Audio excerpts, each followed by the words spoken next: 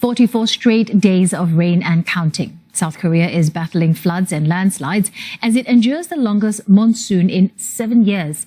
At least 16 people have been killed and thousands more displaced. The downpour has paralyzed Seoul and the situation is at a tipping point. Local officials say close to half of the capital's 25 wards are at risk of flooding. Lim Yeon-suk reports. Water levels at this Kunnam Dam in South Korea's side of Incheon River have been rising in recent days, putting authorities on high alert.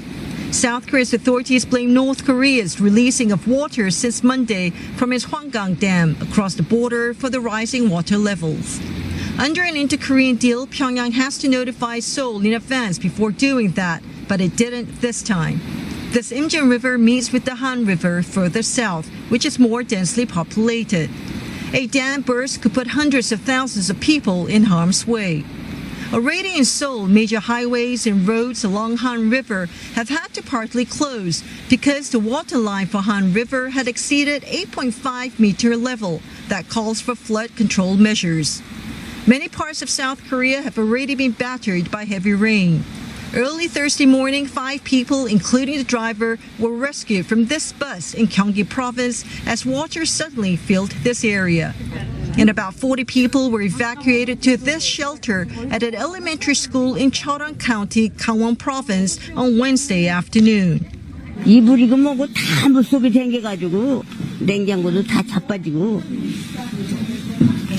금방 가지도 못한대요. 또 비가 엄청나게 쏟아져서 이장님이 이제 한탄강 수위가 빠르게 차고 있으니까 마을 주민분들은 이제 경로당으로 오셔갖고 대피를 하셔야 된다. In another village, people had returned home for shelters after having to leave on Wednesday afternoon.